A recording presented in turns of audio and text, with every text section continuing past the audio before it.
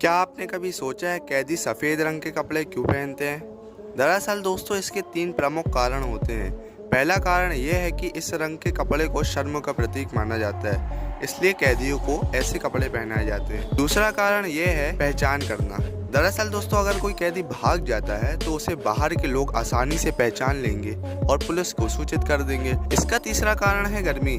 दरअसल दोस्तों जैसा कि हम जानते हैं कि भारत में अधिकांश मौसम गर्मी का ही रहता है और हम जानते हैं कि सफ़ेद रंग सूर्य की किरणों को परिवर्तित कर देता है, जिससे गर्मी बहुत ही कम लगती है। इसलिए ही कैदियों के कपड़े सफ़ेद रंग के बनाए जाते हैं। तो दोस्तों अब आपको समझ में आ गया होगा कि कैदियों के कपड़े सफ़ेद ही क्यों होते हैं। क्या आपने कभी सोचा है कैदी सफ़ेद रंग के कपड़े क्यों पहनते हैं?